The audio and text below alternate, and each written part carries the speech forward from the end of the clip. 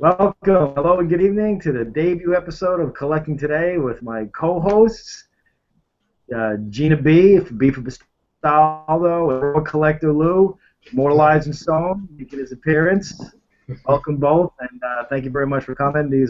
We are three co-hosts, and we're here to talk about primarily. This is a statue-based discussion. We welcome all opinions and any kind of commentary. If, of course, it's negative commentary, it's not a problem. We welcome all constructive, and I place the emphasis on constructive criticism. If anyone's trolling, and so forth, I mean, there are consequences to that. That being said, we're going to be here discussing statue business, statue collectibles, the process, the art direction, project development, all the aspects. So that we all, for all the fans out there, such as myself and everybody else, who are really curious about how this whole thing takes place, and all the process that are involved. So with that being said, I'm going to introduce you guys again to Gina Bastaldo. Gina, how are you? Hi, I'm good. Yay! It's our first episode. Yes. So yes, we better break out the Chef Boyardee after this, right? And people got to give us time to get everything rolling. So bear with us. The first episode is always the craziest. We're flushing things out, so that's it. Feel free to have a laugh at our expense. But please understand that we are very passionate.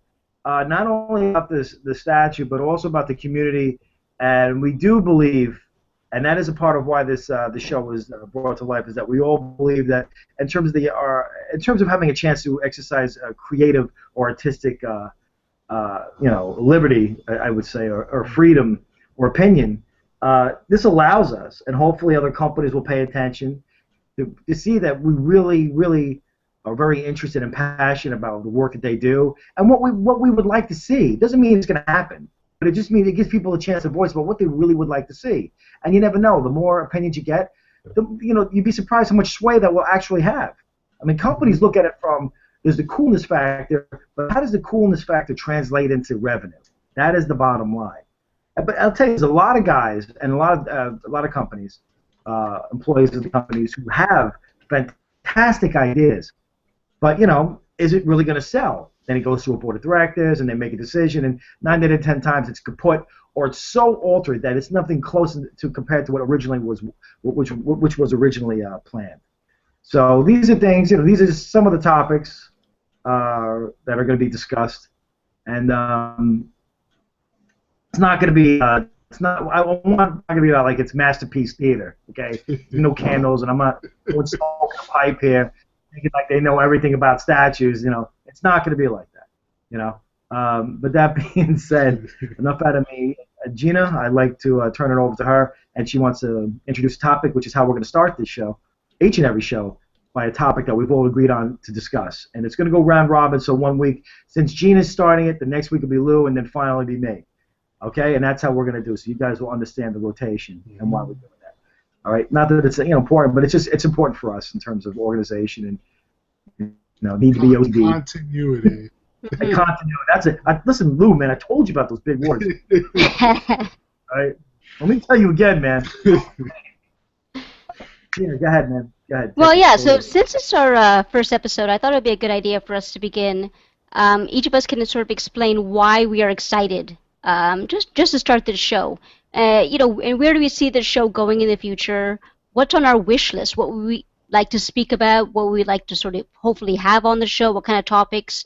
So, Lou, do you want to start with why you're excited? Why are we doing this? And yeah, I mean, for me, it's the chance for the collectors to see what goes on behind the doors, where you never see, so you'll get to see how that side of the business works, and that's something nobody ever talks about on here.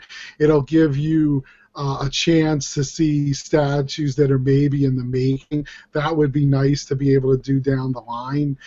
If companies open up and they're like, yeah, we'd like to introduce a piece on your show, so that would be a great thing to be able to give to everyone.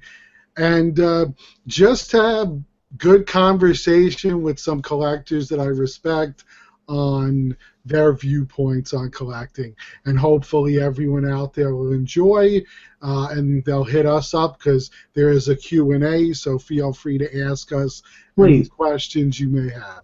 Absolutely. Please. And there is no question that is unwelcome within reason. That is, I should say, there is no unwelcome appropriate question. Yes. Right? Okay. All right. So thank you very much. It's very well spoken and pretty much right to the point. So, Gina, you had a topic that you wanted to introduce. You wanted to debut our first topic for discussion. So what's your answer, John? Oh, I'm sorry. Why are you excited? Why, and why do you want to start the show? Why am I excited? Okay, I mean, I'm excited for many reasons.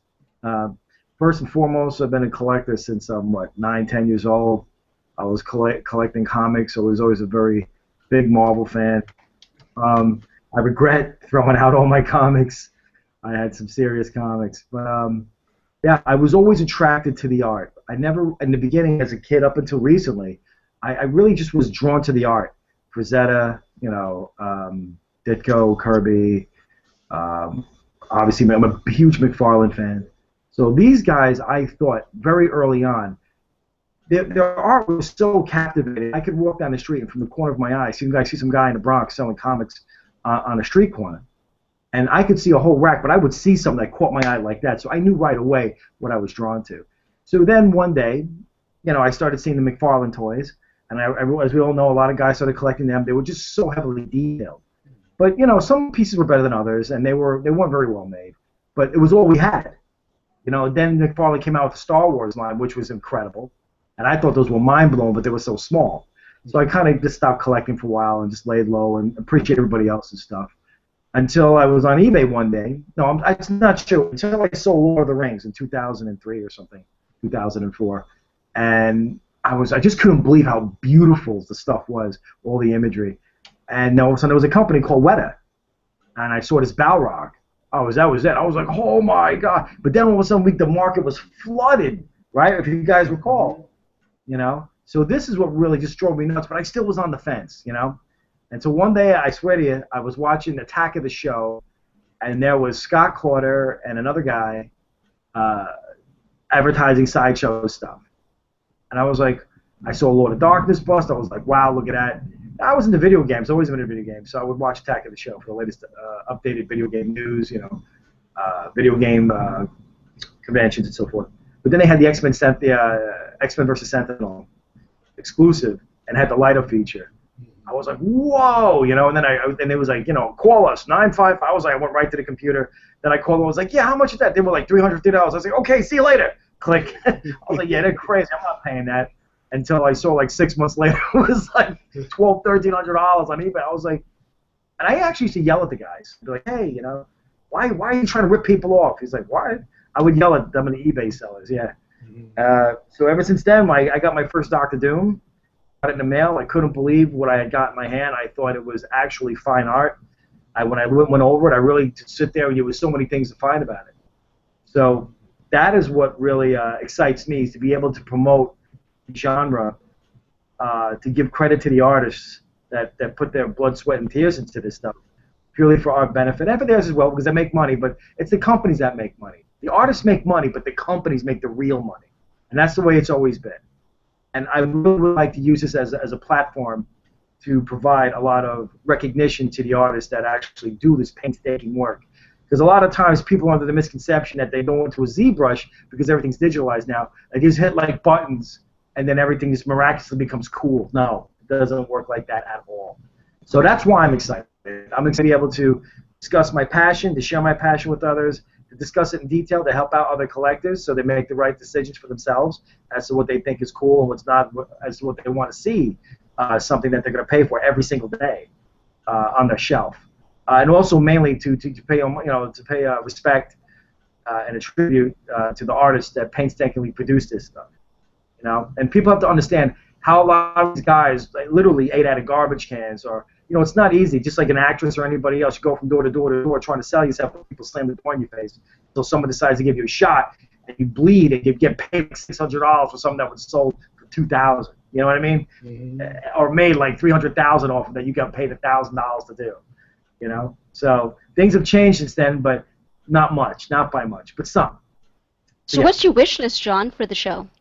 My wish list is to, again, as I stated before, for people to, for artists and collectors alike, to know that this is, I guess, if anything, a sort of sanctuary where they can feel comfortable discussing what their likes and dislikes are without being judged. That people can know how much work actually goes into this, and that the artist can see that someone sincerely cares and appreciates their work, and that it's not corporate. That this hobby, this passion, is generational, and it will continue to be so if we keep the passion alive in it, and I think that's the goal ultimately. And and I mean, I hate to say it, but that's also what drives the industry, and I like the fans to know. And we are all fans here. We drive the industry. Without us, there is no industry. It's like the same thing in the healthcare field. Patients are there. Yes, we have to take care of them, but without patients, we don't get paid. Right? That's right. That's bottom line. It's a symbiotic relationship. You know, no Spider-Man reference intended, but I guess you could say it was intended. So anyway, yeah, that's what I hope to achieve here, and I think we can do that successfully. So with co-hosts like you, I don't see that as a problem at all. So enough verbal diarrhea out of me, so let's pass the buck. Okay, I guess it's my turn. Why am I excited for the show? I think because, in 2015, 2016, that we're in right now, there's so many companies now producing statues that there's such a plethora of information to talk about. And every week there's new statues being released. There's new whips. So just the news and to keep up to date. And this sort of fits with our title of our show. Collecting today. There's just so many statues, so much information coming out. It's evolved. It actually has evolved. It's evolved. Different animals on the train. Yeah, exactly. So that's what I'm excited for the show. Is that every week there's just always something new to talk about. So that it's I don't think we'll ever be lost for topics or for statues or for new, I guess, and sort of just to talk about new information, maybe specific hot button topics that there's always hot button topics and sort of issues that are popping up in the statue community. So and that's what I'm excited to talk about, and that's what I see the show going in the future. Sure, me too. Plus, there's a lot of excitement. We can actually go out there and show you stuff by these smaller companies that a lot of people don't even know about because they just see Sideshow and PCS in the big companies. That's right. That's right. There's a lot more of the players. We have again, I'm heartbroken over Gentle Giant. They had, you see, Gentle Giant is a perfect example of when you have the right sculptor and then the right scale, anything's possible. I mean, look at Artemisia and look at the Scarlett Johansson statues and the baby doll. And Whisper. And the Whisper. I mean, Whisper's an independent line, and that thing is outstanding. The guy William Harbottle is the sculptor. And I like to say I'm a staunch supporter of traditional sculpting, and then you see someone like William Harbottle, who's primarily ZBrush, entirely crush any argument that I had about saying how superior traditional is when a person like that is able to produce that kind of quality work. It's just it's just over the top good. So a company like that produces one independent line. A line from a real crappy movie, and another line from a decent movie. Only one or two statues from a decent movie. I didn't think Avengers was all that, but I'm sure people will flame me for that and beg to differ. I'm sure. But I actually one of the people who really enjoyed 300 Rise of an Empire. I really liked it. I liked it a lot. But they weren't like huge. That wasn't a huge success. But look at the artist's vision and how he saw the character and what he was able to do. I mean, the aftermarket speaks for itself. So that's a primary example. Is when you have Well, yeah, and I mean, I've always said though that don't if let them. those movies were actually, critically acclaimed, those pieces would go for, 30% more than what they're selling for now. Definitely. You know. Yeah. How much percentage did you say? I mean, I don't know. I would sort of estimate that they would go for 30% more than what they're going for now if those movies were actually critically acclaimed. Which piece of you? But Because the Sucker Punch goes for at least 50 to 60%, more. I would say 40. no, no, no, Well, no, no. no, No, she's I'm saying saying on 30% top. more on Yeah. top of what it's being selling, what it's sold for right now. Yes, absolutely. It was actually a good Yeah. movie. But I'm one of the guys. I know people are going to kill me for this. I enjoyed 300 Rise of an Empire more than I did the first one. I don't know why I did. I thought it was really kick-ass. Ava Green. I would have liked to see more of Xerxes' involvement. Yes. But I really thought some of the visuals were just stunning. And I thought her acting was just superb. Yeah, she's good in everything. Absolutely. Yeah, she was just really superb. Even she carried her co-host. I forgot his name. What was his name? Mystifius or something like that? Mysticles? Mysticles. I thought he was really good. It's just that, you're looking for a dark-haired guy. You're not looking for a blonde. But then again, North Italy, there was a Greece. There's a lot of blondes there. I believe there was, right? So, yeah, I thought his acting was really good, but he just didn't fit the physical type, I thought. But Well, yeah, I Plus- mean, I thought it was bad casting. I Yeah, think that plus that main it's hard. It's hard to follow Gerard Butler's performance. Right. But still, I mean, I don't know what made them choose that actor for the main character in that movie. He was just eclipsed by anyone else on screen with him. He was eclipsed by just every scene. Like whoever else was in that scene is just, I don't know. I mean, he wasn't a bad actor. He's just very, very average. Mm-hmm. So, and that's not good if you're the star of the movie. So. I'm going to disagree with that, right? Sure. I think that his acting prowess was demonstrated quite expertly. Okay. I felt the character. I was moved by his dialogue. I thought his interaction with Ava Green was spot on. I thought they had a very good chemistry. But for some reason, the dialogue, the auditory, but the visual for me wasn't there. Like if I would have seen Gerard Butler in that role, that would have been fantastic. But he didn't meet the physical expectation that I thought warranted and actually required to be met in that role. That's all. That was just. But verbally, behaviorally, I thought he was very convincing, and I thought it was a key portion that just detracted because it's a movie that heavily relies on visuals and every aspect of the visual. That's Schneider's MO, right? It's got to be even if it's stuff. It's all visual. Yeah. Remember, it's not about the substance. It's not about substance. It's about superficiality, right? Same thing with the comics. It was all about the blood and the gore. Right. Copious amounts. It's not how. Remember, in Hollywood, it's not how you feel. It's how you look. Yeah. Wow. John, if you think his acting was okay, then I mean, you could be wrong. That's all right, John. Well, you know what it is? Everyone has the opinions. So, like John absolutely doesn't like Sucker Punch. I thought it was a decent movie.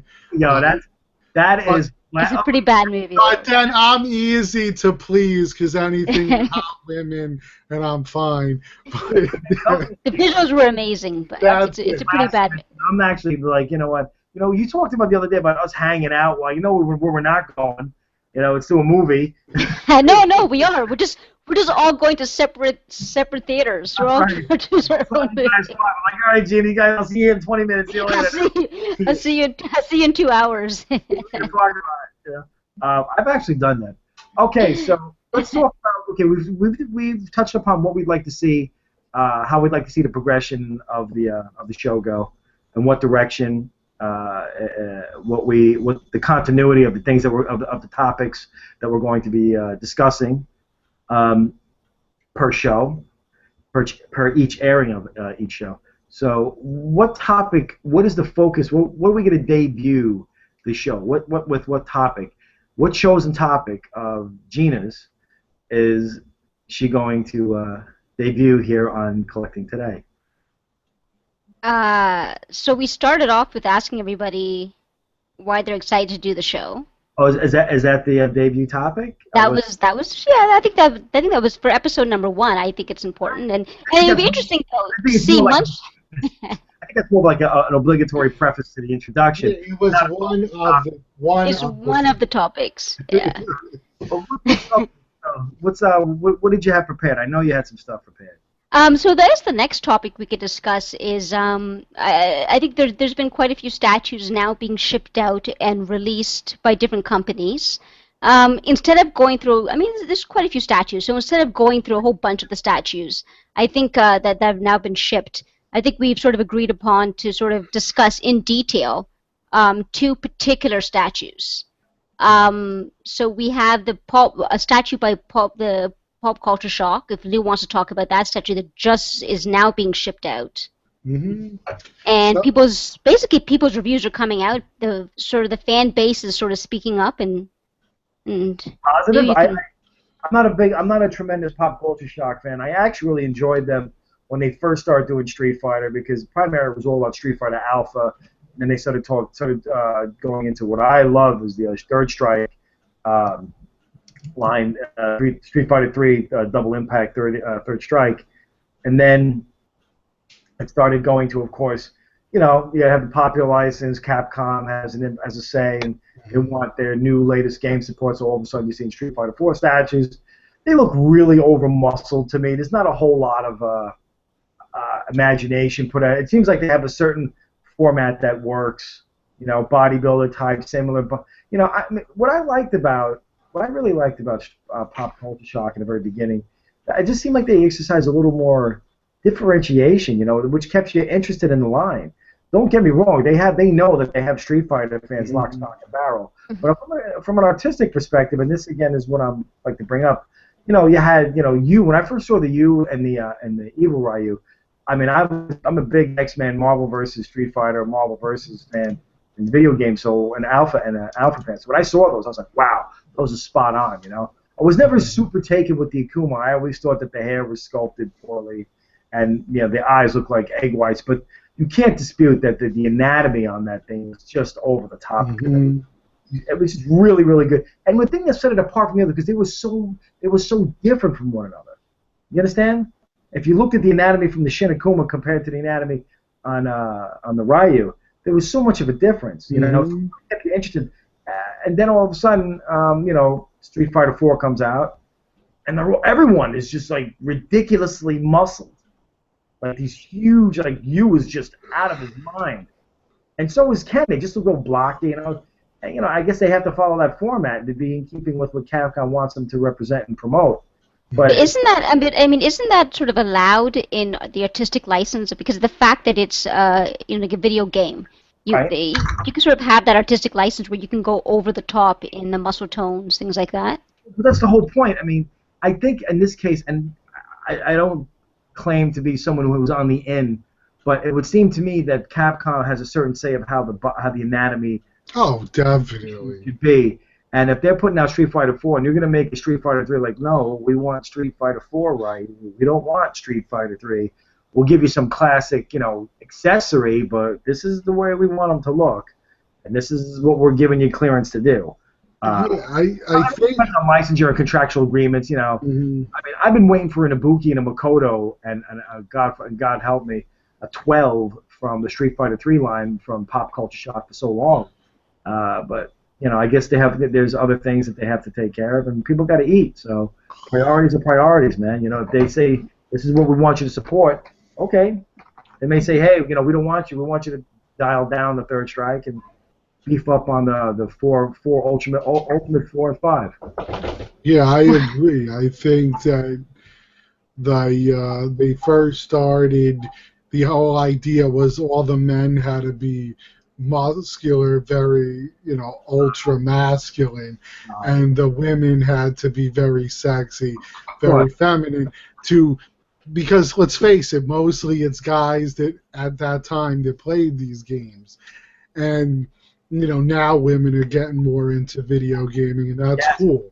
And you know what? They're getting more into collecting. Yes, in general. Mackerel. I was so surprised. Like, I was talking to this lady once, she's like, in her 30s, and she was like, "Yeah, man, my Magneto from XM is awesome." I was like, "What?" I was like, well, I'm saying to myself, what do you know about Magneto? She was like, "Yeah," and she starts talking about it. I was like, "Do you have one?" I was like, "No." She was like, "Oh." I almost felt like I was left out, like the new kid at the studio. I was like, "Oh, I guess I got to get one to be cool."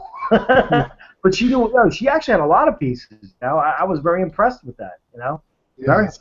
That's it. And the other thing that I agree with you on is for some reason, like, they've been going with more of the characters, like Nash and such, that most people don't know too much about, which is kind of cool. But they're not doing enough with having a couple of men and then doing a female and so on and so forth. It's like they're just pumping too many of the same things out. I don't want to see 5 guys before I see one of the female statues. So are you saying that they just had that the ratio of male to female characters is just too high, or is it just in favor of they have males? plenty of them. They have enough, but they just I agree. haven't been sculpting them. I mean, Street Fighter's got some fantastic A female. lot of them. Yeah. And Well, full disclosure, I'm not a Street Fighter fan. I don't know anything about Street Fighter. Yeah, I Even though had to grew go up- the custom route just to get. Right. Like, come on, man. Who doesn't want an Ibuki? Why do we not have like a Street Fighter Alpha Sakura? That's Exactly. why. You don't have so many great Juri. Ibuki, Makoto. I mean, those are tournament used characters, and Third Strike, and they're not. Where are they? I was like, With my sweet card, you get paid. Mm-hmm. Well, Lou, why don't you tell us about this new? Let me screen share it for you guys. Because I think you're the expert on the Street Well, Fighter I pop culture do shock have on the this. panel. I do have this ordered, so here's the one we're talking about, Gokin. oh, And this is the Pilgrim. Yeah, this is the Pilgrim edition. yep. So that's the one that I ordered because that was the way I liked playing him in the game. Mm-hmm. And that's one of the. Most people, that's what they preferred. That was the suit that they preferred. And what I like about it is that when they do these pieces, well, at least back in the day when this came out, the exclusives were all different versions of that character. And I think now, for some reason, they kind of went away from that. Yeah, palette swaps because it's easier. Yeah, so now you're just getting maybe a different grin on the face. That's the cheap way out. Well, here's the thing, and that's a good point that you make, Lou, because a lot of the times people don't realize that there's such a thing called rising costs. Mm-hmm. And there are behind-the-scenes things that go on. Sculptor wants more money, significantly more money. When a sculptor gets popular, they just start. I'm talking. It's not by $50. They jack up the prices by thousands, 500 to 1,000 each, right up. So then they start thinking, okay, then we have to produce one more. If we have an ES of 1,000 with an extra 1,000 heads at $1,000, how much money is that? Is that going to cost us? All right, it's 1,000 more to the sculptor, but maybe it's $200 more per head at the factory. And then the factory starts jacking up its prices because they're saying, oh, well, paint costs more and resin costs more, and then we have to start looking at cheaper resin, and then you start getting these horribly produced statues. And I can tell you, man, I mean, pop culture shock is looking that way because, I mean, they've always had like a certain, like they've always been like mid-range in terms of at least in my opinion, in terms of the quality of their stuff, like the medium that they use to cast and stuff. It's always been pretty on point. The weight of the statues has always been relatively consistent. Mm-hmm. I can't remember last time I got like a real cheaply made statue from Pop Culture Shock. And I'll give them that. I will give them that. But And their mixed media is really good. yeah, but yeah, absolutely. It's thick and yeah.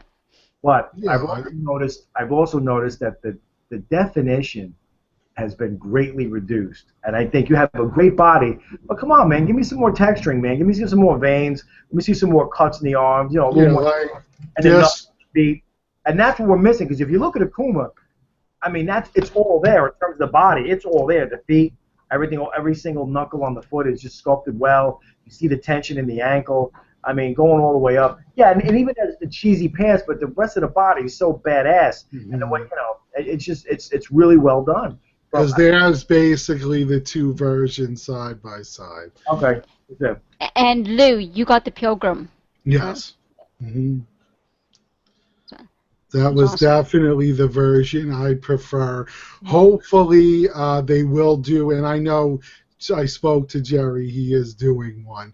They will be doing another quarter scale Akuma, so I would love to have the two of them together. 5, not. Because they're are they brothers? Am I correct? Yeah, they are. So that's why I want to put them together. Awesome. Hey, Lou, can you show us the two different portraits on the Pilgrim? I think it comes with two different portraits. Is there? I'm not sure on that. Oh, I thought it did. Let's see.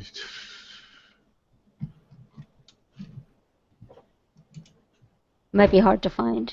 Yeah, let me stop screen sharing and I'll look for it and then put it back up. But yeah, I mean, from the, I guess from those who have now received the Pilgrim, I mean, the fan reaction is extremely positive. I mean, they're, they're loving it, except for the long wait that they had. Yeah. that they had to wait for it. Those who got it in hand are, just have glowing praises for it. Yeah. So. And I mean, as I said before, I'm not a Street Fighter fan. I grew up around Street Fighter. That's sort of around that era, but I never really played the game. But even not being a Street Fighter fan, I can appreciate the art of that statue. To me, it looks pretty impressive. Yeah, it's got a nice presence. Yeah, it's very, very nice presence. Yeah. I don't like the flat. I don't like the dull coat on it. I think the muscles could have been done a little bit better. I think the frame is spot on. But with that kind of, you have to understand, it's a lot of canvas. So a lot of canvas can reveal a lot of detail and also detrimentally the lack thereof. All right. So give me. I mean, I'm just saying, when you start getting into the $400 to $500 mark for a statue, it's got to have a lot of detail, and it doesn't take that much more to layer it. But I think the detail, I know, and I totally agree. But I think the detail from the video reviews I've seen on that statue. The detail is really on the mixed media. I mean, the pants on him are extremely thick, and they're actually padded. So the type of cloth material that they're using, and then the beadings that they're giving you, the beads around the wrists and his chest. I mean, these are sort of quality pieces, but the mixed media is really on point. Yeah. So I mean, if I was to have that piece, it would be for the mixed media. It's just so much quality in that in the cloth that they've actually are using. Yeah, I also ordered the Ryu and Satsukin edition, so I'm waiting for that as well. But I'm very excited because I always wanted him in my collection, and I actually like the pose they went with. It reminded me of the opening scene where he's bouncing up and down. So it's going to be great. I will order the new Ken because I've also wanted a Ken, and I don't know if I want to drop $1,000 on the original. So. Cool. So when is your Pilgrim supposed to arrive? I haven't heard nothing yet. I talked to Jerry. He helped me through it because for some reason I wasn't getting the bill for the shipping, so I took care of that. So he helped me take care of that, and it should be in the mail soon. Well, I was asking because I know, so just being a collector and getting these pieces, I think the waiting is sort of the torture, or the just playing the waiting game to get the statues to come in after you've ordered them, months and months ago. It's like torture, just waiting for these pieces to come in. Yeah, I don't know. For me, I mean, I guess because I have so many that I'm fine with waiting because I have to then determine what am I moving to put this one on display. You mean like space-wise, right? Yeah. Yeah, I'm running out of space too, so I hear ya. So, Pilgrim, Goken Pilgrim, scale of 1 to 10. What do you give it thus far? Well, you don't have it in hand, Lou. But based on the reviews, what would you say? I'd give it a solid 8.5. Yeah, I was gonna say an 8 to an I, 8.5. I was I was probably going to give it like an 8.5 as well, Yeah. because I mean the mixed media from the video reviews I've seen is just really amazing.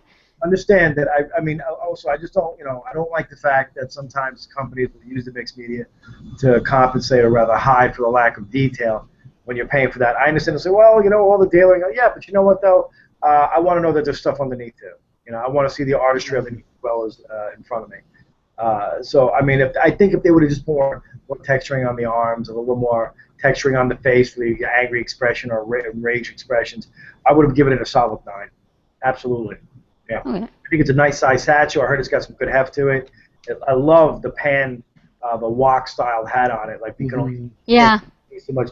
That's hot. See, that's what I like. That gives a little mystery. Kind of makes you relive the game every time you look at it. If that's like some character, especially if it's a character to use. That's pretty. It's pretty overall pretty solid representation. So yeah, pop culture shock 8.5. Go Ken Pilgrim. Congratulations on that. I understand. Well, I'll tell you, yeah. Well, I mean, I'll tell you why I would give it 8.5 is because I mean I think there is some sort of artistic merit and sort of artistic consideration that has to be played to tailoring the mixed media.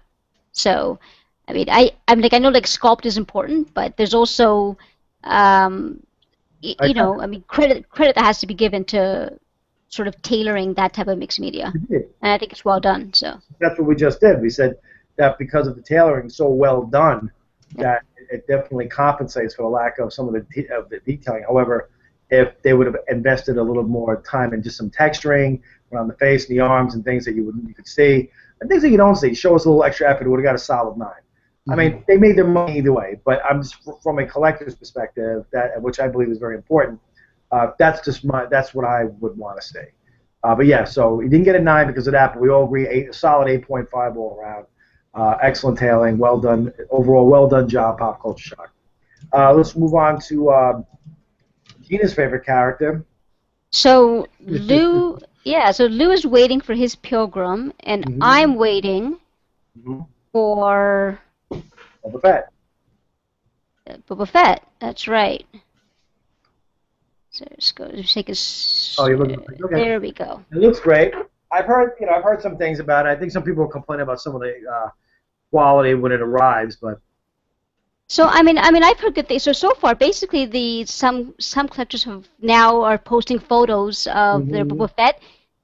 These are the collectors that got their Boba Fett from the first batch that have been shipped out, and they have glowing praises for this statue as well. I mean, most of them are really enjoying the cape. Seems to be one of the standout sort of parts of this statue. The fact that you can pose the cape, you could sort of pose it to make it look like it's flowing in the wind, and the fact that this Boba Fett compared to the original Sideshow premium format, this one is done out of polystone, so this statue has a lot more heft to it, which is what collectors are really enjoying, and they say that it's definitely superior to the original Sideshow premium format. Something you want to see. He's coming out of the slave. It looks like he's coming out of the landing door, the landing hatch of the Slave One. He's at that on the you think of the Cloud Car City where he's like shooting at people because he's stealing carbonite. Correct. I believe it's from Cloud City. This pose is absolutely. I haven't seen the cape pose very well yet to kind of show the dynamics of the cave as it reacts to the wind. I haven't seen that yet, and I'm actually looking forward to seeing that. Because I understand they ran a wire, for the cloth to allow for posability of the cape. Correct. Yeah. So I mean, I've actually seen some pretty good photos. People have posted of them shaping the cape. I haven't seen any. That'd be great if you'd post some. I don't have them on right now, but so one sort of side note to what I guess collectors are saying is that the base is quite light. That's what they're saying. Weird. That's kind of weird. So. Yeah, the base is quite light. They've been doing that a lot with their statues lately. Absolutely. I think the bigger the base, it's definitely not there. It's not solid, and so it's so similar to like Wonder Woman. So the Sideshow Wonder Woman premium format. Obviously, that base is pretty big, but it's definitely light. So they're saying the same thing about this space. But other than that, people are loving it. I haven't heard any major QC issues with this statue. So people are getting pretty good quality pieces coming in. And as you can see here, the range binder is posable or is movable. Move it up and down. So I'm still waiting for this piece to come in. It should be shipping next month, and I'm super excited. And yeah, I mean, I think Sideshow did a great job with this. I mean, the QC, which has been Sideshow's problem in 2015, they've somewhat upped their game in terms of sending out quality pieces. So there's been no major issues of people posting major problems with their Boba Fett.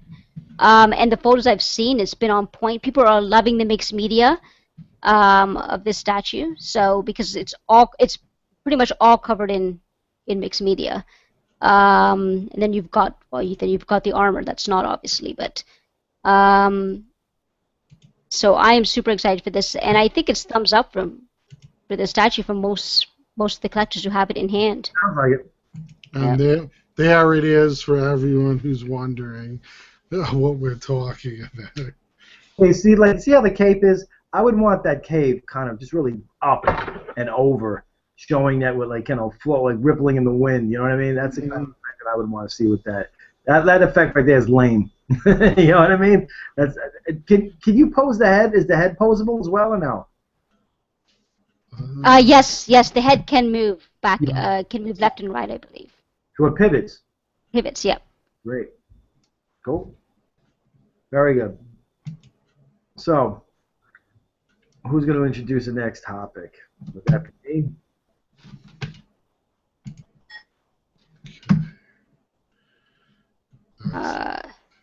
Or not? So I think the next topic was since we all, I guess, have been collecting for a while, we all have pieces in our collection, either it's quarter scale or 1/6 scale. Yeah, I guess each of us can take a turn of sort of choosing a piece in our collection. You know, maybe a sort of an older piece that we would like to talk about and why we have it in our collection and why we think it's special. So, John, do you want to go first? I would love to. Chuck Norris? Why is there a Chuck Norris? That's your favorite piece. I love Chuck, man. I love me some Chuck. That sounds like it's Chuck. My Chuck Norris Hot Toys. What is it? A Ranger? What is that? What was it? Oh, Walker, Texas Ranger. Oh, yeah. All right. That's a, you guys know me, man. I'm an old school guy. I mean, there's so many different pieces. You want to know one of the top 10? Because I can't. There's just too many really good ones for me to pick. But I'd say the one that means the most,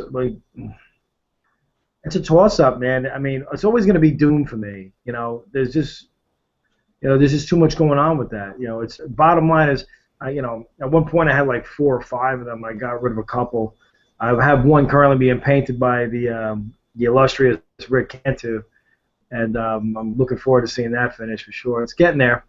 But I'd say the other 2 runner-up for me, for just statues, not dioramas, just for statues, it's got to be the Grade Premium Hulk, the Grade Premium Format Hulk that I had customized by Andy Bergholz, and the other one would be Talon. I mean, you gotta love a statue where you just look like Tyra Banks in the face every day, painted in red and black. You know what I mean? So those are for me. I'd say, but A #1 is always gonna be Doom, hands down. Nothing will ever trump that for me personally. Awesome. For me, the statue that I chose, if I can find it here, is the Sideshow original Venom Comiquette. Very good choice. So, I'm just see if I can screen share it. And let's go.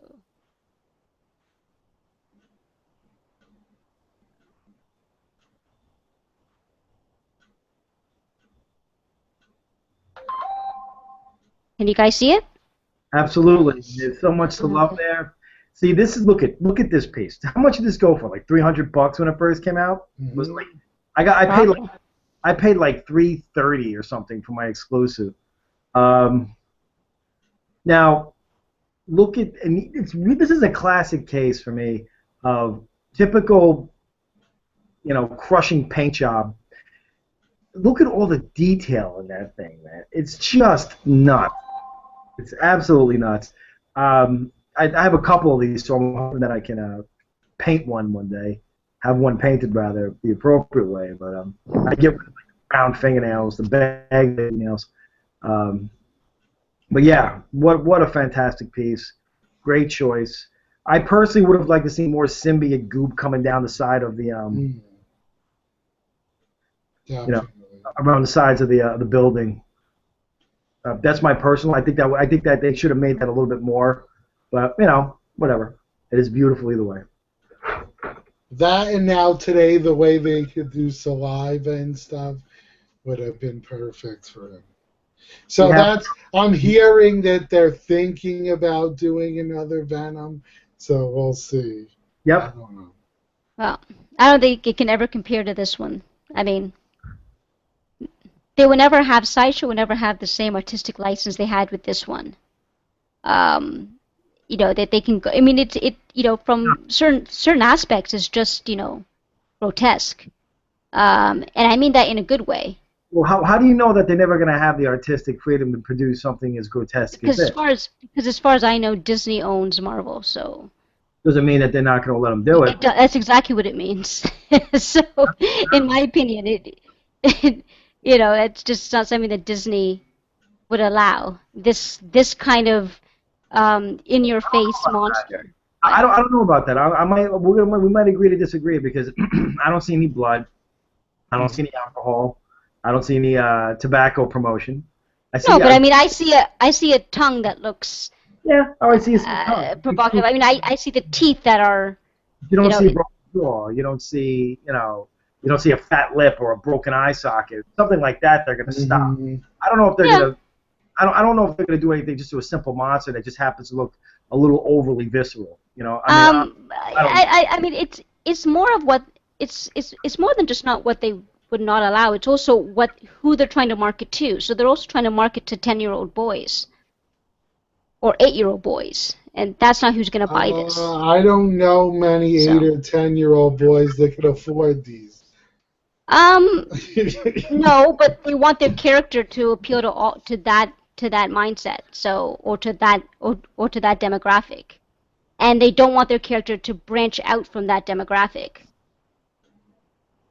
So it's just, I mean, that's just my feeling. So no, I mean, you don't have 8-year-old boys buying these statues, absolutely not. But you have Disney guarding their characters for that demographic. I don't know. I understand. I see the logic of what you're saying, but I don't know if they're I don't know if they're going to do that or if they can do that. I don't know. There's no real way to tame down Venom or Carnage. Well, let's think about this. The new Spider-Man is at the top of a bridge and bombs are exploding, right? Mm-hmm. By the same logic, I mean that's danger. That's something that can cause, some sort of harm. It indicates that there's a bad thing happening. Plus, they actually showed Gwen's death. Mm-hmm. Yeah. So, what do you mean they showed Gwen's death? Where? You mean like in the movie, right? In the movie. Well, no, I mean that's following. But even that was tamed down though, Lou. So. Somewhat, but she still died in a similar. It was still tamed down because I think that they were supposed to have the Green Goblin laughing after that happened, and then they took that out. So Disney wanted that out. So. Well, that was alright with me because I wasn't feeling their Green Goblin. That guy looked like a jackass. No, I totally agree. No, I mean, time would tell if we'll have a Venom that, in terms of just pure rawness, can match the original. And don't get me wrong, I'm not saying that a future Venom can never match that just because I just happen to have this one. No, I'm not saying that. It's just how strongly I feel against Disney and how they're guarding their characters for a particular demographic. So I just get, it's, and everything is, I mean, even just looking at the new Star Wars movie, everything is for kids. Right, but And that's not how Star Wars was when George Lucas did it. We'll So see with Thanos, because that's going to be walking a fine line. yeah.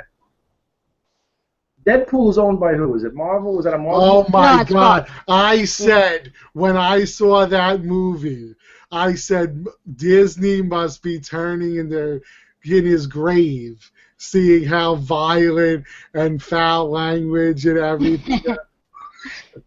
No, I think they're turning around in their grave, thinking how a low budget movie can make more than Right. their That's last right. 3 movies. That's right. So it went to show that like a movie with a budget of like 59 million can make, how much did it make in the last weekend? Or No, it's I think it made, in the first insane. weekend it made 134 Mhm. million, and I think by now it's made, I think, 300 million. So that's where Disney executives are getting like, holy crap, like they're just pissing in their pants. I think they're finally maybe realizing that the biggest supporters of comic books and all of this stuff are people that are our age. Absolutely. We're the ones that grew up with this stuff. We're the ones who are making our kids like them. If not for us, no one gives a shit. Yeah.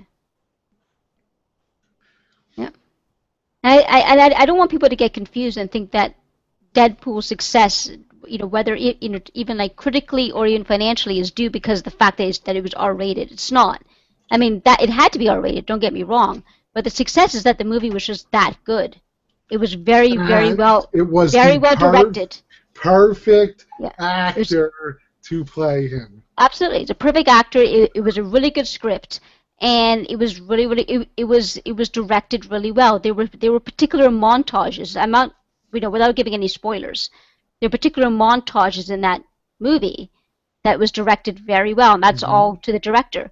And you can have people get sort of confused and thinking, oh, it made that money just because it's R-rated and because they can go all out. It's because it was directed and written very well. So. So, Lou, do you want to tell us what your statue that you want to talk about that's in your collection? Well, it was already brought up, but it would have to be Doom for me. I mean, Who got that? Who procured? I was good. You see, you said it before I got to it. But yeah, it was a piece that was the piece when I first started collecting. There were 2 of them, and it was Gambit and Doom, and those were the 2 pieces when I first started collecting. I said if I could have those in my collection, I would be the happiest person around, because at the time, especially Doom was out of reach, and Gambit I was able to get because he still was at an obtainable price when I picked him up. And then I just kept waiting on Doom because I wouldn't pay $3,000, $4,000 for a piece. And then, John knew I was looking for one, and he hit me up, and he's like, I got one. It's at an amazing price. And I snatched it up like this. Ultra Mint. Ultra Mint. And I look at that statue every day. Of all the pieces I own, that one I look at every single day. It's like he said, it's the epitome of sculpting, and I think it's a piece that probably will never be touched skill-wise. The thing is, when you see Oliver Giano's work in progress shots, you don't really understand how many pieces there are to that thing. There's so many pieces. There was so many, there's so much work that goes into that. So much benchmark craftsmanship. I remember I always said, "Wow, that looks really good," but then when I actually saw the work in progress pictures, the photo history of it, chronicling.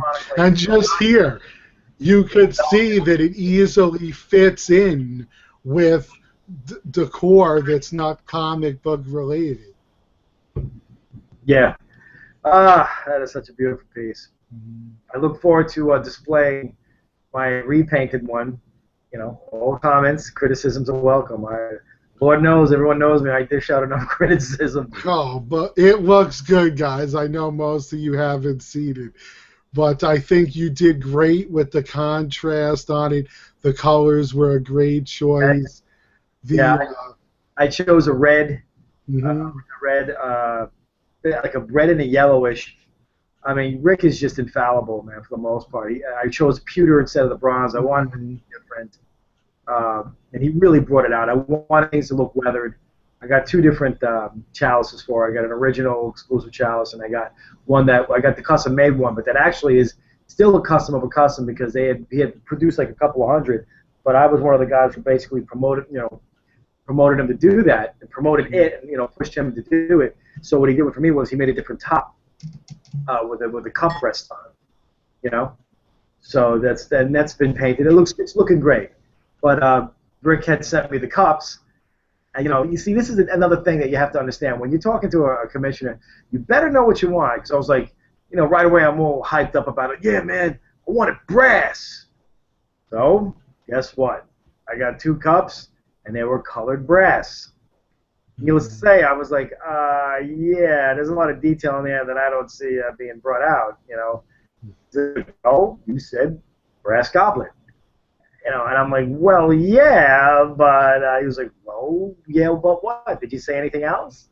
He goes, you got the wine? I said, yeah. He goes, well, I gave you the wine. So I felt kind of stupid, needless to say. And I said, well, yes, I would like this redone again, and I would like the D. He was like, well, why don't you say that? So it's just something to think about. When you got super high talented guys that are doing stuff for you, be very specific, and that's another thing we'll discuss it at a later time, about customs. If you want something customized, be very specific about what you want. Really give it a lot of thought. And this plays also into why I get so aggravated when I post something and, certain people have no idea of how to think about them for themselves. I mean, everyone's entitled to, take pointers from someone else's work and idea, but to go so far as to rip them off is, I mean, obviously there's no patent on it or anything like that, but come on, man, if someone puts something out there, don't be a copycat. Exercise a little artistic power, dude, or ma'am, you know what I mean? But that's just my take on it. But anyway, this is not about being a rant. I don't want to go there either. Yeah. Actually, So, I mean, that kind of leads to a point I want to make, is that I would like in some future show for us to talk about painters and getting your pieces repainted or fixed, and who you guys would, which painters would you guys suggest, and who have you guys been with before? I think that'd be a pretty cool topic to talk about in the future. That's definitely a good topic. Yeah. Because I know I've worked with people, and definitely John's worked with a lot of customizers. Right. So I think that's something that both you guys can really sort of discuss in quite detail, and also how to go by about and actually do it. Like, how do you actually contact the painter? How do you ship it? Do you pay for shipping? What do you do? How's the actual logistics, the process of how to get this done? I think that's something that both you guys can really talk about. Very important to be fleshed out. And I hear new collectors always ask that question as well. It's like, oh, I would like to get this repainted, or I have this is damaged. Who do I go to? How does this work? Also, even just the rates. Like, what is a fair rate? Obviously, that depends on what's getting painted or how much of it's getting painted. But I think you guys can definitely talk in quite a bit of detail and give a lot of helpful information on that. So maybe in some future show we can discuss that. Yeah, definitely a good topic. Show a portion of the show to the discussion on customs, modifications and customs, commissioning in general, accessories, etc. Who has done some great jobs. And one shout out I like to give. I thought the best accessory commission to me that was ever done was Troy McDevitt's hammer for the Joker premium format. I mean, I've seen a lot of different things. The next one would have to be the Wolverine head from Alvarado, in my opinion, the Magneto head, but also Matt X's and Troy McDevitt's version of the Apocalypse Magneto. I thought was especially good. You know, with the scratches on the face. I thought that looked really good too. I The didn't one rec- with the braids is the one that I like. The one where he's wearing the braid. That's what I remember from the Age, comic books. right, the Age of Yeah. Apocalypse as well. The other Yeah. one, the claw marks across the. I thought they were very well done. Yeah. But for me, I just thought that the Joker was exceptionally done because it was so perfect. You know, in terms of like the proportion, like the hands were absolutely spot on. The length of the stem of the mallet was just perfect. It was cast like a metal. It's great, man. I never got around to painting it. It's still there, but you know, it's really really well done. So shout out to Troy for that. You know, I'd like for someone, speaking of which, to try to make like a steel girder for the She-Hulk. I've been trying to. Yes, I'm praying for you to do that because I want one. Well, I reached out to a couple of people, and a lot of guys are backed up. I guess it's the time where things get busy for a lot of sculptors. You know, but I'm working on it. I have someone in mind, but I'm still getting my stuff done. So you know, once that's been done, one thing I got to say about Troy is that he works fast. I mean, Maddox has had some tremendous success with him, and that's great to have someone that's reliable. You know, we'll get to the point where we start talking about identified scammers in the business as well. And that's, like I said, this show is for the collector, by the collector, and anyone who, past, present, or future, who has scammed anyone that I know, myself included, or anyone, is going to be put on the S list and on full blast on this show. Guaranteed. Well, I think scamming is it's a definite topic that we should discuss in a future show. It's as I know I've said this before, but it's the seedy part of our community. It's the Dark seedy side. part of, you know, and you're seeing stories every day of people getting scammed, and you know, I think we can devote some real quality time to discussing particular scams that happen on eBay when you're trying to buy statues. Scams that may happen on Facebook, what to look out for. Absolutely, Yeah, it's a really unfortunate part of our recasting as well. Yeah, Yep, the recasting as well, and it's absolutely. some companies who shall remain nameless who made a living at recasting are now having their stuff recasted. Yeah. I find that to be a poetic justice, 110%. But we shall remain nameless at this time. Y'all know who you are. You know, and the chicken's gonna the Chet chicken will continue to come home to roost. Yeah. So now, I mean, we've touched upon quite a few things here. How much more time do we have left on the show? It's up to you. I mean, we've done an hour. We've done an hour, so. Okay. Well, we got a few more minutes. This is something I want to talk about real quick. Competing companies. All right. A lot of the talk around the forums, I think, are like, you know, and there's some validity to this, that the more companies that exist, the more that they'll try to compete with each other, which is better for us because we'll get better products and we'll get more choices. Understand something, with better products typically becomes more cost, right? So I will say Prime 1, for the prices that they're $1,000 for a gigantic statue with all those accessories, that's awesome. But you know, I have my feelings about it. You know, these are my feelings. For the most part, I mean, I can't believe their Superman portrait is probably one of the best human portraits I have ever seen. I mean, it's just absolutely phenomenal. And I thought the Obi-Wan, the third scale, or was it half scale, I'm not sure, the LSF Obi-Wan that Sideshow first showed a couple of years ago was probably the best because it had that resin skin. And then they went to another direction and they made him look Pakistani, you know, like dark skin and a white beard. I was just like, yeah, that's not Obi-Wan. Yeah, the Prime 1 stuff, for $1,000, you're getting. I'll tell you, man, if that's what you're going to get, that's pretty fantastic. I was very impressed with that Megatron when it first came out. A lot of people said it felt kind of plasticky, and the base took up a tremendous amount of space. You know, one thing I do know that collectors value real estate, meaning space. That's right. Okay? You know, they value. You know, don't get. You know, it's not a whole lot of collectors, at least, but we have to understand our perspective. These guys have worldwide distribution. There are people out there with lots and lots of money, with lots and lots of space, who can afford to have these gigantic bases.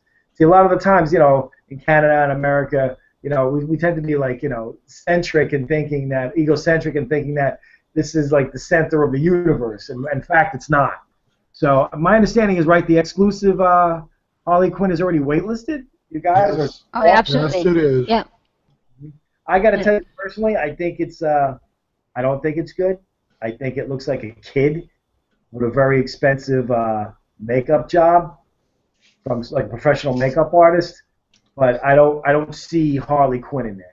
And this might be people who bought it. I'm happy. I see some things I like that are very Harley Quinn-esque, but like the hair, for instance, I thought they could have sculpted the hair much better. Well, I think Lou and I might feel a bit different than that, but Right, we've discussed it at length. yeah, absolutely, we have. Well, he knows I love everything Harley Quinn. So. And he knows that I actually ordered this one too. So I'll put it to you this way. I mean, Harley to me, I get it. She's supposed.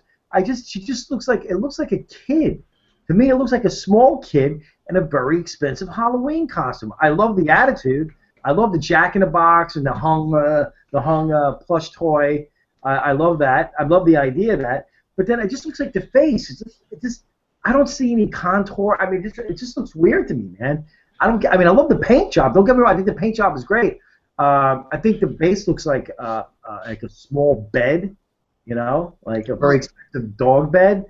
But I like all the things that are around it. Like it's the deranged toy playpen or whatever.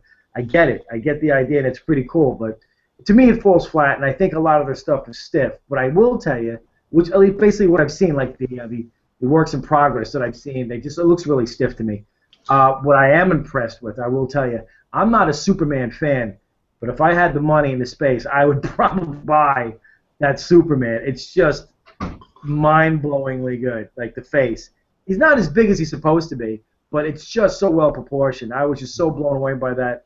I'm not a fan of the Batman. I am a fan of the Deathstroke. Looks spectacular. Yeah, that's the Deathstroke looks spectacular. I love the base. I love the Grim Reaper, the Angel of Death with the scythe in the front, that ornament. That is pure mausoleum style. You're going to be dead if you meet Deathstroke. That's the whole point. Very well done. I do also like the Noel Batman. A lot of people didn't like it. I thought it looked great. What I am waiting for, and I'm praying to God, is that we get a Noel Joker. The Beretta. Yeah, really I know. Style with the blowout. You know what I'm saying? Fresh. Not too much makeup where the cuts are, so you see the scars. Yeah. He looks like his name is Brody McDuff, and he's going to collect for his numbers. He's in Hell's Kitchen in the '80s.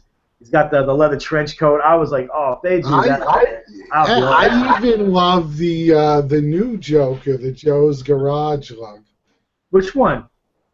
Oh, with the ripped face with it stapled on, and he wears the jumpsuit from the garage. Which one is this? I don't remember. Joe's Garage. You never saw it from the news story arc, where he rips his face off and puts it back on. You're saying, where did you see that? There's a No, I'm saying that would make it really cool. Oh, it's a version. Yeah. Like I said, a couple of people attempted to do it. Me personally, I thought they fell flat on it. Stuardo Alvarado did basically he recasted the Joker head, but then he sculpted it so it had like the stapled on face look.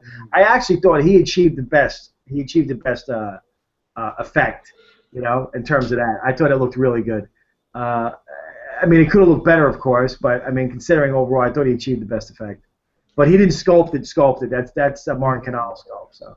Well, plus the one point that I wanted to make with Harley that you were saying is she was basically designed off of that anime schoolgirl look with the pigtails and all of that, and so that's why she looks younger. Well, I'll actually show her up here. Mm-hmm. There she looks. I don't think I'm sorry, but I don't see what what you're saying, John. Like I don't see her looking that young. Especially not in that version with the big breasts and everything. I don't see her looking that young, and I don't. It's like I think she should have. To me, it looks like she should have like a stein in her hand from like Oktoberfest. Oh. I don't get the corset, and I don't get the baseball bat. She looks like. Well, again, have you played the new She game? looks like an older woman who hasn't grown up and she's really desperately trying. I don't know. I don't see her looking that young. I mean, she looks. I mean, her face is. It looks like she's over 19 years old. Like she looks. No, she looks in her 30s. Right. Yeah. I mean, I wouldn't even say that she's a teenager. I would say she's older. This is the reason why I got the statue and I actually ordered it. It's because of this particular pose. This is how I want to pose her with the Jack in the Box, her winking like this. Yes, I think it's great. The wink. Personally, I think absolutely. This is how I want to display her.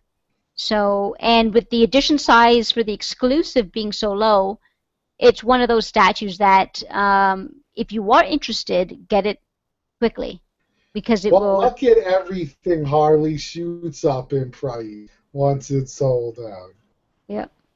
Yeah. I don't. We're gonna agree to disagree. I think it's. Absolutely. I think it's. No, very, I mean you could, John. You can always be wrong. It's okay, and we accept that. Yeah. Thank you. It's okay. To me, it looks like someone took a file from a CG from the video game and slapped it on it. It doesn't move me. There's a lot of aspects about it that I like. There's many different portraits. The portraits to me it's just a repetition of the same thing that to me falls flat.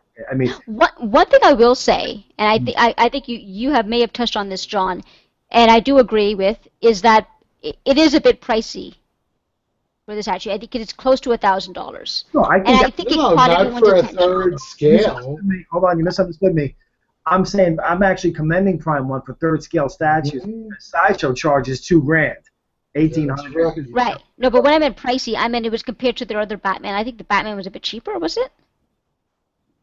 No, I think it was like $900, right? Yeah, most Oh, okay. of them are in that hovering in the 1,000 range. Yeah, Okay. which is worth it. You get a lot for $1,000. Yeah, for third scale, it's definitely worth I mean, it. fine, so you guys will wait to see you have it in hand. It may feel like a paperweight, then you know why it's $1,000. You understand what I'm saying?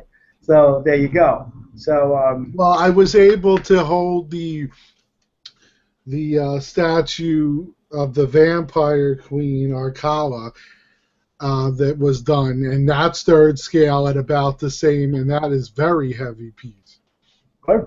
How much did you pay for that? How much? It was $1,000 and then I think $100 for shipping or something. That's about right. It's a no name. It's an independent property, so that's about right. I just think in terms of we'll see. I'm not a fan of that version of Harley. I'm not. I would have preferred I think I would have liked everything else around it. If again, I know it's Arkham Asylum or Arkham Knights or whatever. It's Arkham Knight, yeah. Arkham Knight, that's that version. I just I want to see Harley in traditional Harley. I think if they did the Arkham Asylum version, they would have got a little bit more love for it. Probably, yeah. The Arkham Asylum is the one I wasn't. I was very accepting of. It's not the Harley that I know with the clown and all and the mask and all. Well, I mean, yeah, that's my favorite outfit as well, is additional Harley. So I'm not even a fan of this one, or this particular outfit. But I think I don't know. I think that particular pose that I like, I think it's just was a home run. I like Harley unmasked just because I think she looks better that way, but that could have been one of the exclusives, kind of like they did with the PF. But then again, in the game, which it's based on, she never wore that old school attire. So. Yeah, well, like I said, there's a lot of things that I like about it. There's a lot of other things that I like about other pieces. We'll see. We'll see. We'll see when you guys get them in hand if we're well worth the $1,000. Very excited to see a Poison Ivy. Yeah, well, yep. You'd be surprised. So speaking of which, we got other companies that are trying to infiltrate the third scale DC market as well. Mm-hmm. They have yet to reveal some stuff. I think I know Imaginary March does a lot of half-scale stuff. They did some pretty decent Iron Man stuff. My understanding that they're going to be putting out some new 52 versions. They got the license. Which is nice, because I like some of the new Yeah, 52 costumes. some of the Jim Lee new 52 stuff. Mhm. Poison Ivy is pretty hot. I wasn't too keen on the Superman. He looked a little bit like a twink. So, Yeah, no, I like Supergirl's outfit, though. But yeah, but that wasn't appealing to me. But but some of the other designs were very, very good. I thought Poison Ivy looked awesome. Mm-hmm. Of course, he's killing it. I saw some of the artwork that he did for that, and I was like, wow, that looks really good. What I'm hoping, I wasn't really impressed. I saw a sneak of the Prime One, Frank Miller Batman, and that's already looking off to me. Yeah, I didn't like it.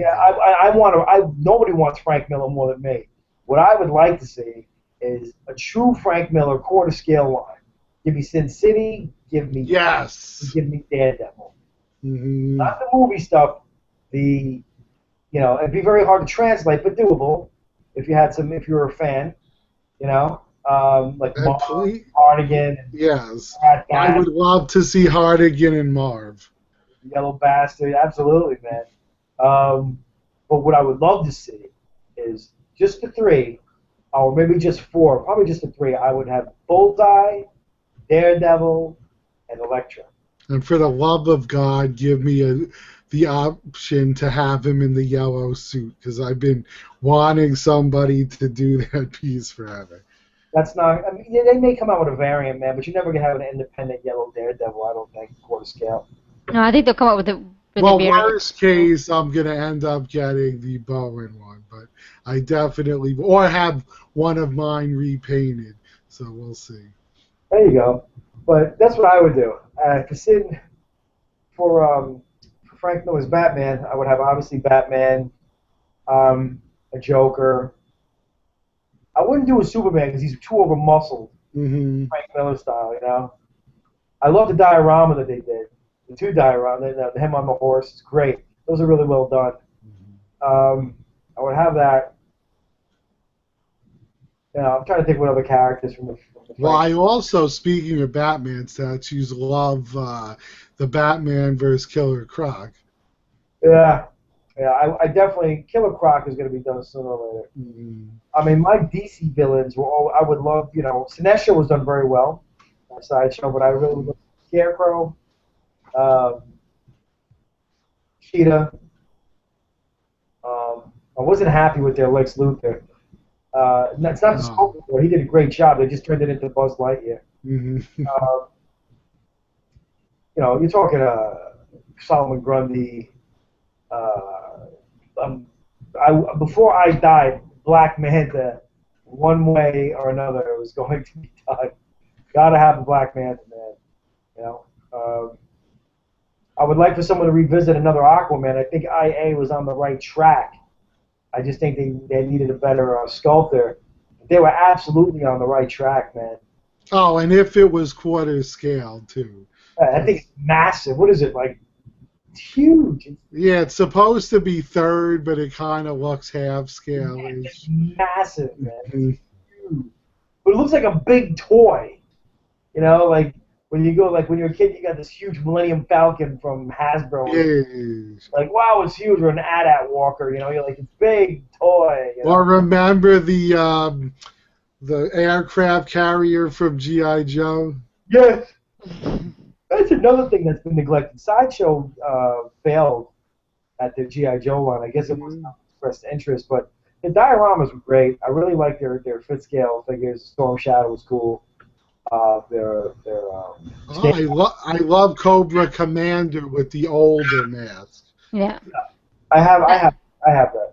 But again, sometimes some of those things that you look at, and the fabric actually detracts from it. It's one of those pieces where I would have much preferred a thinner Cobra Commander with sculpted on stuff. You know what I mean? Mm. I actually really like the sculpted head with the mask over it. I really enjoyed that. I thought it looked really, really good. Yeah, if I'm buying a Cobra Commander, it has to be the EX, because that was Cobra Commander to me. Right. Absolutely. his most diabolical was when he had that hood over his head. His most pissed off. He reminded me of Doom a little bit. Yes. You know, that dictator fashion. What I'd like to see in G.I. Joe on quarter scale, I'd like to see revisited, of course, would be Serpentor, Yes. Storm Shadow, Scarlet, another Baroness, not one that looks like she's wearing a Depends undergarment. Yeah, I preferred the red version. What's up with the Harry Potter glasses?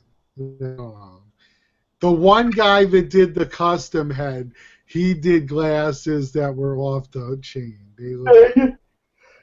He did better. He definitely did made an improvement. But those whole, I was like, what did she come from? Hogwarts?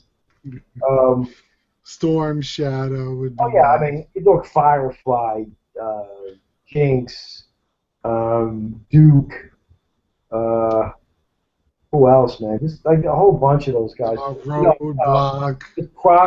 Croc Master was pretty cool. The two brothers. Yeah. But what about Zartan? Zartan, absolutely. Yeah, That's who I want. Everyone wants Zartan. He's been asked for Zartan. I think viable property. One of them, I believe, was Dr. Mindbender or something. Yeah, I never cared for Dr. Mindbender. He was like a Nazi. Yeah, well, I think he was mainly based on Joseph Mengele. But yeah, basically, yeah. So, what was I gonna say? What else? Yeah, so there's a G.I. Joe one. Hopefully someone picks up. Transformers Generation 1. Seems like Hasbro is just handing that out. Everyone's picked it up. So we'll see what's what. I'm so sick of Iron Man, I'm going to throw up. And I'm actually sick of Batman, too. I've had enough. That man, Batman. It's like, all right, enough. I mean, that seems to be sort of a recurrent sort of topic in the community. People, more and more collectors are saying that, why is it the same characters, the same 3 or 4 characters that are being produced, and that seems to be a topic that's just been coming up in the last year or so. I mean, a perfect example, Deadpool. We just had 2 of them. Now the movie's out, so hey, I got an idea. Let's do a 3rd Deadpool. It looks really good, man. No, it does, but come on. It does look good. I'm not buying another Deadpool. I'm sorry. One's enough. Well, I wouldn't mind 2 Deadpools, man, but not fucking, excuse my language, of Iron Man. Come on, man. But yeah, there's just too many Iron Mans. I mean, it's just, There's this one. Pretty soon there's going to be like Tricks and Lucky Charms, Armor Iron Man, and Wheaties Iron Man. You know what I'm saying? Toilet bowl scrubber Armor Iron Man. I mean, enough's enough, man. But you know what? People are going to milk it as long as it brings in cash, dude. So more power to them, but I'll be getting my money. Well, I remember I sort of asked the question before, I think on one of the Facebook groups. I mean, like, what came first, the chicken or the egg? I mean, are these statues so popular? Are all the Batman statues popular because that's pretty much, and are they all selling out because that's pretty much all they're giving us? Or is it because we love the character so much that's why, which one came first? I mean, Batman is definitely a very loved character. At least in my opinion. It's one of DC's biggest characters. But I mean, if that's all they're giving us, then of course those characters are going to be successful, you know what I mean? Or, sorry, of course those statues are going to be successful and sell out. I mean, that's all. Well, I believe they're looking at it like this. Okay, well, we could do Batman, or we could do Green Arrow. Now, granted, I love Green Arrow, don't get me wrong. He was one of the first comics I read. He had a lot of adult themes in his comics. They were ultra-violent at first. But a lot of people just don't know who he is because before the Arrow show, not many people knew about Green Arrow unless you were a comic book collector. But Batman, everybody knows who Batman is. I would love a Neil Adams style Green Lantern. Oh, Green Arrow. definitely. Do him so well. It's funny, you see other properties who try to do Frazetta's work, and I just think that they fail miserably. The only person that's ever done a spot-on Frazetta, which was the Barbarian by Claver and Moore. I had a bronze of that. I sold it regrettably. I needed the money at the time, but that thing was literally ripped right out of the painting. It was just so well done. And I'll give credit to all the companies that try to do and try to remain faithful to Frank Frazetta's work, but I haven't seen it yet. I haven't seen something other than Claver and Moore that's come close to that. So that's pretty difficult. He's very loose. He's a lot of looseness about Mr. Frazetta's the late Mr. Frazetta's pieces of work, his art. So sort of talking on Conan, what's your guys' opinion of the best Conan piece out there? Is it Conan the Prize? The Prize for me. Yeah. Fury. For me, it's Fury of the Beast, I would say. Fury of the Beast for me. I like Fury of the Beast. I just think there was too much emphasis on the Beast and not enough on Conan. Yeah, if that's the case, I think the Fury. I would have liked the Beast to have a little more cuts in him, more. But then again, you got PETA. Oh, you guys are promoting, Yes, violence about animals. Animals, It's like, the interesting about that whole Conan line, my understanding, at least I thought my understanding, was that it was actually supposed to be intended to have a chick, all the time. And at the last minute, Sideshow pulled out and said, no. I've been harassing Troy for years. Make the girl. Make the girl. The lamentation of the women. Where was she supposed to be on the statue? Like on the base, on the bottom, or? Yeah, so she's like on a log or something. So yeah, kind of like he's protecting her from the Beast. Okay, guys, I'm gonna have to leave. I want to thank everyone for listening in. Mm-hmm. We hope you enjoyed the first episode. Absolutely, it's only gonna get better. Thank you so much for watching. We hope that you guys tune in soon. And if I made any mistakes, or if I sounded like I was just talking out of my rear, then that's fine. That's not a problem. I welcome all kinds of criticism, but I'm opinionated, so I'm never going to admit that I'm wrong, right, Gina? So that being said, absolutely. Absolutely. God bless you guys, and thanks a lot for watching. Stay tuned for the next week's episode. Take care, fellas. Yeah, we'll see you next week. Peace. Peace.